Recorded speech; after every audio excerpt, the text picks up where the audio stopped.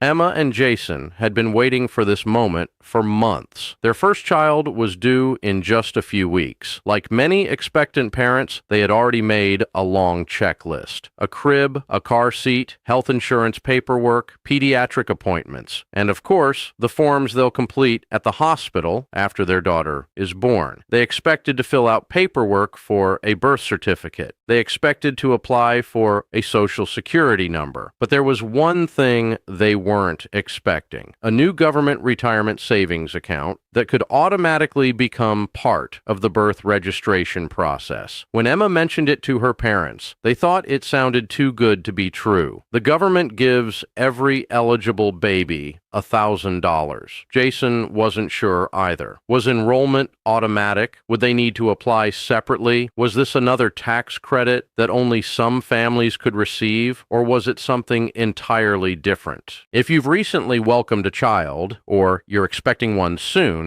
you may be asking those same questions, because beginning this summer, the Social Security Administration announced an important change that could affect millions of American families. For the first time, hospitals are being instructed to include information about the new Trump accounts during the same process parents already use to apply for a newborn's Social Security number. It's a significant procedural change, not because every child is automatically enrolled the moment they're born, but because millions of parents may now encounter this new retirement savings opportunity as part of the routine paperwork completed before leaving the hospital. Today, we'll explain exactly what changed. We'll separate confirmed facts from common misunderstandings. We'll explain who qualifies, how the enrollment process works, what role hospitals now play, and what parents should know before signing any forms. Most importantly, we'll answer a simple question: does your newborn automatically receive a $1,000 government contribution, or are there additional steps families still need to complete? I'm Michael Bennett. Welcome to Retirement Watch. Our mission is to help Americans understand Social Security, retirement programs, Medicare, and federal policies using official information presented in clear, practical language. Before we begin, if you appreciate straightforward explanations about Social Security, retirement planning, and important government programs that affect your family's financial future, take a moment to subscribe and turn on notifications. That way, you'll never miss an important update that could help you make better financial decisions. Everything discussed in today's video is based on publicly available information from the Social Security Administration, TrumpAccounts.gov, and other official government resources available at the time this video was produced. If implementation guidance changes in the future, we'll bring you those updates as well. So let's begin with the biggest question: what exactly is changing? For years, most parents experienced a very familiar process after their child was born. Before leaving the hospital, they completed paperwork for the baby's birth certificate. At the same time, they usually completed an application for the child's Social Security number through the Social Security Administration's enumeration at birth program. That process has existed for decades and has made obtaining a Social Security number relatively simple for millions of families. Now, according to the Social Security Administration, another element is being added to that workflow. Beginning during the week of July 13th, 2026, the agency announced that it would begin updating guidance provided to hospitals. The goal is to include information about Trump accounts during the birth registration process and help states modify existing hospital forms where necessary. Notice the wording carefully. The announcement focuses on updating the enrollment process and providing information to parents. It does not mean every newborn automatically receives receives an account without meeting eligibility requirements or completing any required documentation. That distinction is extremely important. Let's slow down for a moment. Many headlines used words like automatic. That can easily create confusion. In government programs, automatic often refers to the way families are introduced to a benefit, not necessarily to the final approval itself. Think about applying for a Social Security number. Parents don't usually travel to a Social Security office after the baby is born. The hospital integrates that process into the paperwork completed before discharge. The new guidance follows a similar philosophy. Instead of expecting parents to discover the program months later, information is presented while they're already completing government forms related to the birth of their child. The objective is to make participation easier, not to eliminate eligibility requirements. Now let's answer another important question. What is a Trump account? According to official government information, it's a new type of long-term savings account created for eligible minors under the age of 18. The account is designed to help families begin building assets for children early in life. One of the most widely discussed features is the initial government contribution available for eligible children. According to the official announcements, qualifying children began receiving an initial $1,000 government contribution beginning on July 4th, 2026. That announcement immediately attracted national attention. For many families, it raised an obvious question. If the government contributes $1,000 at the beginning of a child's life, how much could that investment potentially grow over many years? We'll examine that question later in today's video. But before discussing future growth, we first need to understand eligibility. Who qualifies? That's one of the most important questions, and also one of the most misunderstood. Not every child automatically qualifies simply because they're born in the United States. Eligibility depends on the requirements established by the law creating the program and the guidance issued by the responsible federal agencies. Parents should always verify eligibility using official government resources rather than relying on social media posts or secondhand summaries. That's especially important during the early stages of implementing a new federal program, when procedures may continue to evolve. Now let's return to Emma and Jason. Imagine they're sitting in their hospital room a few hours after their daughter is born. A hospital representative arrives with the standard paperwork, birth certificate forms, Social Security number application. Then, for the first time, information explaining the availability of Trump accounts. Instead of hearing about the program months later from a friend or financial advisor, they learn about it immediately, while completing documents they're already required to review. That's the practical significance of the Social Security Administration's announcement. It changes when families first encounter the program, and timing matters. Behavioral economists have long observed that people are much more likely to participate in programs when enrollment information is presented during an existing administrative process. Adding information to paperwork parents are already completing may increase awareness substantially. Now, here's another point worth emphasizing. The Social Security Administration isn't creating retirement accounts itself. Its role is administrative. The agency already works closely with hospitals to facilitate Social Security number applications for newborns. According to its announcement, it is now expanding that process to include information related to Trump accounts where appropriate. Other agencies continue handling responsibilities assigned to them under the law. Understanding those different roles helps avoid another common misconception. Some reports have suggested the Social Security Administration is running the Trump account program. That's not exactly what's happening. The agency is assisting with enrollment procedures connected to newborn registration. Those are not necessarily the same thing. Now let's summarize what we've learned so far. The Social Security Administration announced updated guidance beginning in mid-July 2026 2026.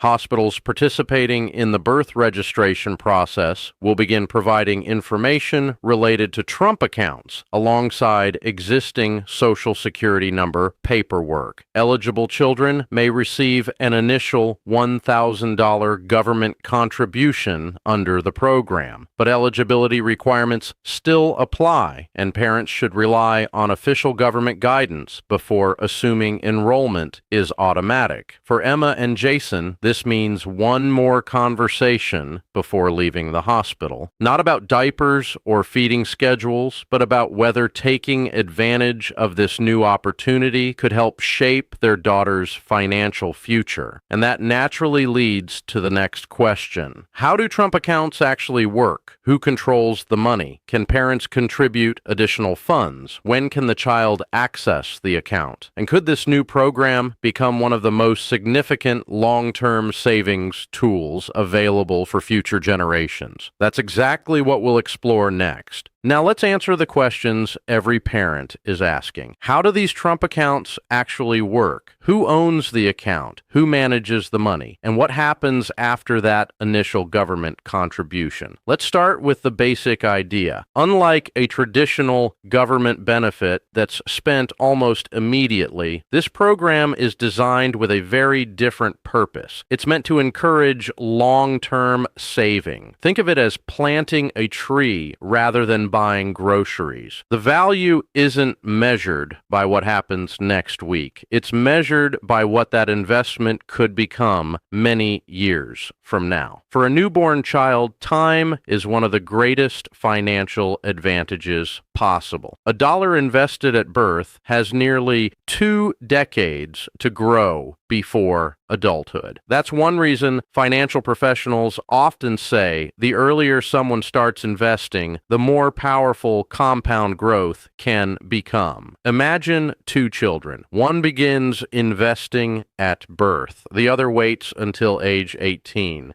Even if both eventually invest similar amounts, the child who started earlier benefits from many more years of potential growth. That's the principle behind programs like this. Now here's another important question. Who controls the account while the child is still a minor? Generally speaking, because the beneficiary is a child, parents or legal guardians are responsible for completing the required administrative steps associated with enrollment and oversight until the child reaches the age specified under the governing rules. The child is the beneficiary, but adults manage the process during childhood. That's similar to many other financial accounts created for minors. The account exists for the child's benefit, while legal responsibility rests with the parent or guardian. Now let's talk about contributions. The feature receiving the most attention is the initial government contribution of $1,000 for eligible children. But many parents immediately ask another question. Can families contribute additional money? The answer depends on the specific rules established for the program. Official government guidance explains the contribution framework, annual limits, and any applicable tax treatment. Because those rules can evolve through legislation or regulatory guidance, parents should always verify current requirements using official government resources before making financial decisions. That's especially important during the rollout of a new nationwide program. Now let's think about Emma and Jason again. Suppose they qualify. Their daughter receives the initial government contribution. Should they simply leave the account untouched for 18 years, or should they continue adding to it whenever possible? That's a personal financial decision. Every family situation is different. Some households may be able to contribute regularly. Others may choose occasional birthday or holiday contributions. Grandparents may also decide to participate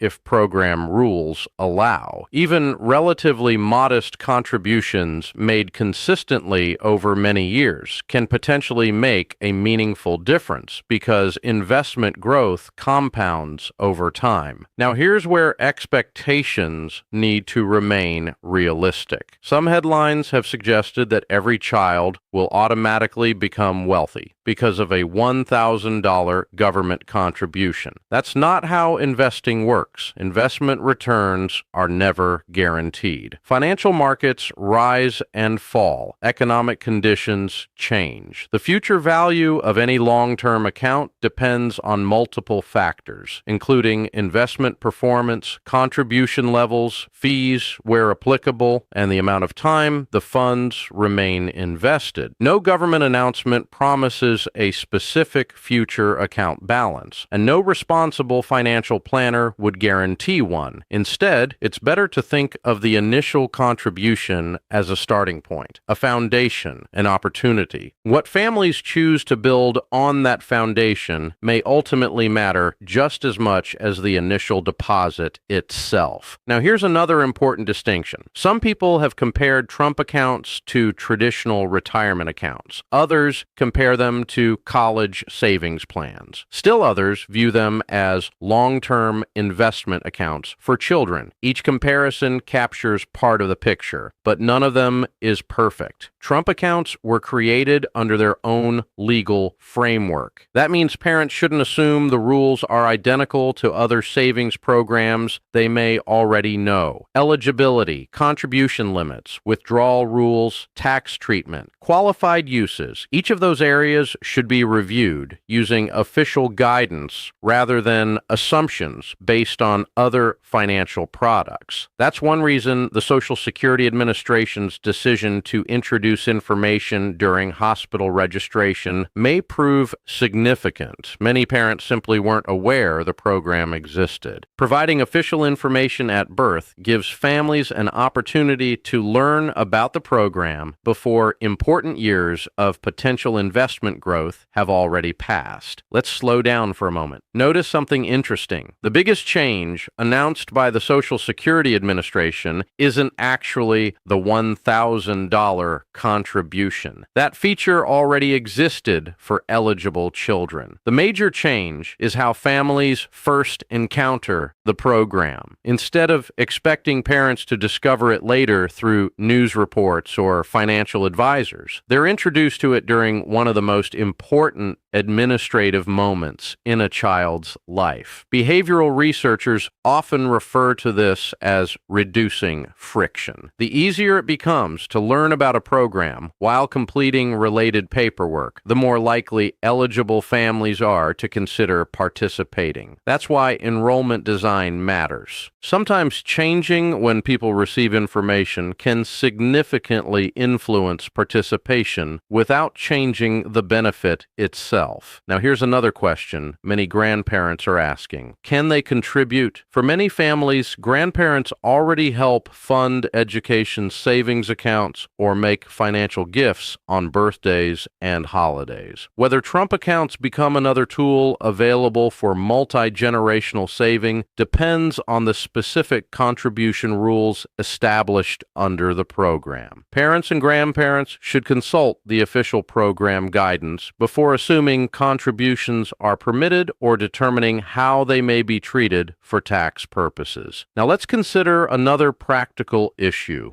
What happens if parents decide not to participate while they're at the hospital? Does that opportunity disappear forever? Not necessarily. The hospital enrollment process is designed to simplify awareness and administration. But families should review the official enrollment procedures to determine whether applications can also be completed after birth through other approved channels. Again, that's why relying on official government guidance is so important. Procedures sometimes evolve as new programs mature. Now imagine Emma and Jason leaving the hospital. They've completed the birth certificate paperwork, applied for their daughter's social security number, reviewed information about the new account, and they decide to learn more before making any additional decisions. That's a perfectly reasonable approach. Financial decisions involving children deserve careful consideration. There's rarely a need to rush without understanding the rules. So where does all of this leave parents today? Here's what we know. The Social Security Administration has begun integrating information about Trump accounts into the hospital birth registration process. Eligible children may receive an initial government contribution under the program. Parents and guardians remain responsible for understanding eligibility requirements and following the official enrollment procedures. The program is designed as a long-term savings opportunity, not a short-term government benefit. But perhaps the most important question hasn't been answered yet. Should every eligible family participate? What are the potential advantages? Are there limitations parents should understand before enrolling? And what practical steps should expecting parents take before they arrive at the hospital? Those are exactly the questions we'll answer in the final part of today's discussion, where we'll separate opportunity from expectation and explain how families can make informed decisions using official government resources. Now let's answer the question that matters most. If you're expecting a child or you've recently welcomed one into your family, what should you actually do? Like many new government programs, the best approach isn't to rush. It's to become informed. Based on the information currently available, there are 3 realistic situations that most families may find themselves in. Let's begin with the first. Your child appears to meet the eligibility requirements. You deliver at a hospital participating in the Social Security Administration's updated birth registration process. During the paperwork for your newborn's Social Security number, you're also given information about Trump accounts. In this situation, your next step is simple. Read every document carefully. Ask questions before signing anything. Hospital staff can explain the registration process, but they generally aren't financial advisors or tax professionals. Their role is to provide information and process paperwork, not recommend whether participation is right for your family. That's an important distinction.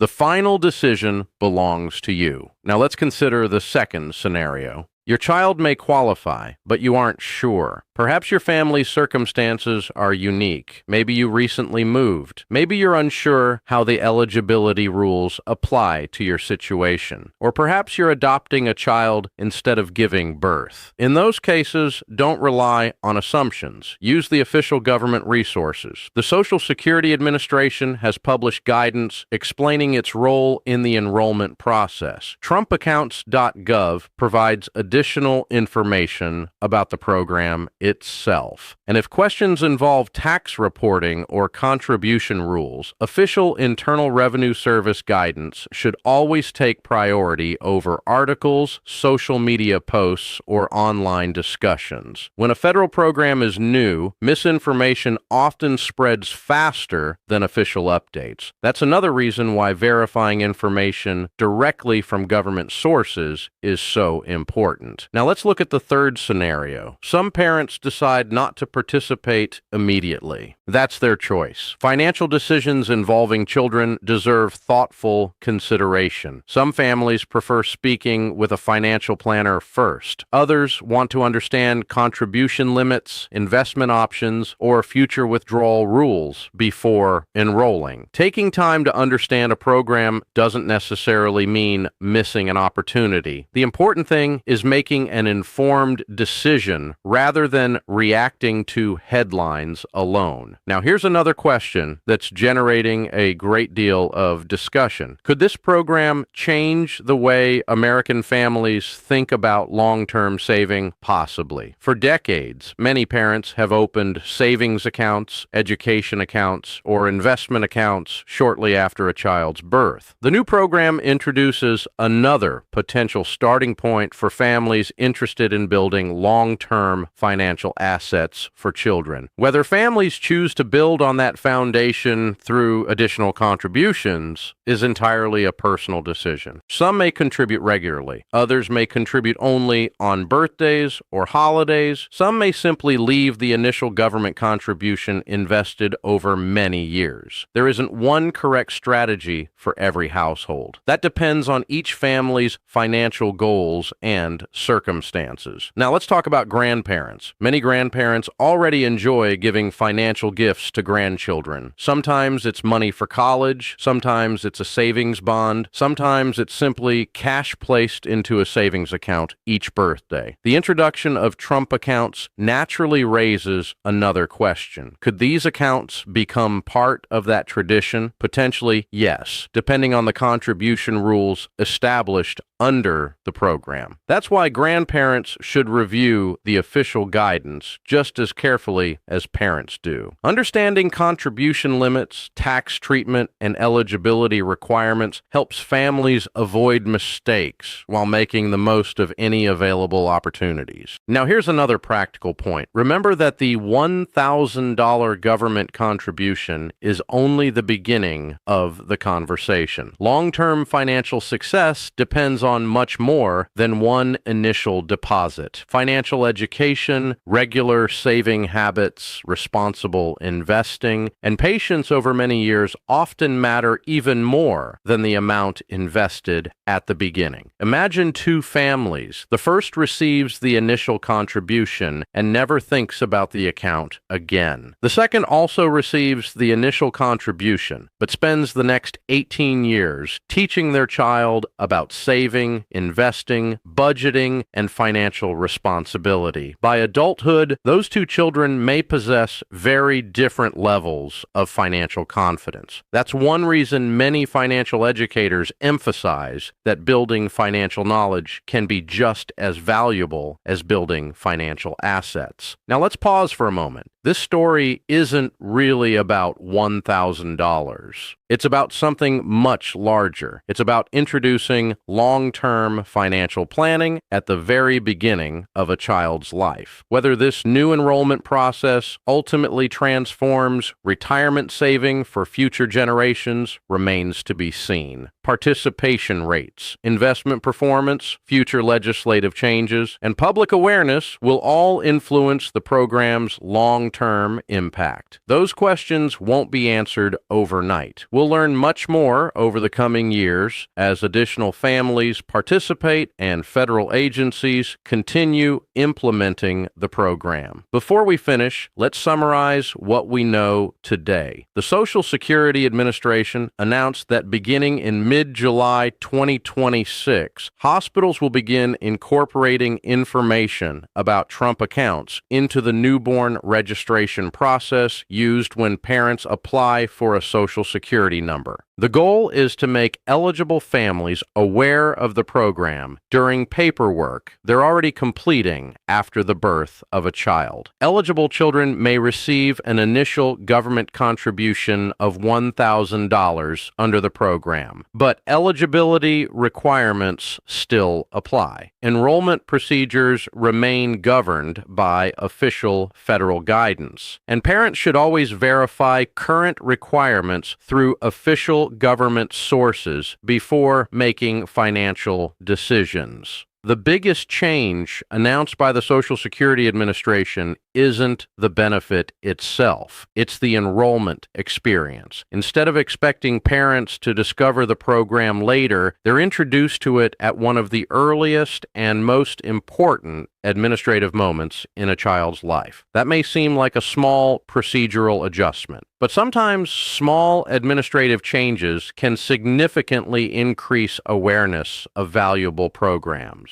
For Emma and Jason, the experience turned out very differently than they expected. They arrived at the hospital focused on welcoming their daughter into the world. They left not only with a birth certificate application and a Social Security number request, but also with information about a new opportunity to begin planning for her financial future from her very first days of life. Whether they ultimately participate is their decision. But thanks to the updated enrollment process, they'll have the opportunity to make that decision with official information in hand. Here at Retirement Watch, we'll continue monitoring every major Social Security announcement, retirement policy, and federal benefit update that affects America. American families. As new guidance becomes available, we'll explain what changed, who is affected, and what practical steps you may want to consider, always using official sources and clear, straightforward language. If you found today's discussion helpful, consider sharing it with someone who's expecting a baby, recently became a parent, or has grandchildren. There's a good chance they haven't heard about this new enrollment process yet, and understanding it today could help them make better informed decisions tomorrow. I'm Michael Bennett. Thank you for watching Retirement Watch, helping seniors understand their benefits. And remember this, sometimes the biggest government changes aren't new benefits. They're new ways of helping families discover opportunities they might otherwise have missed.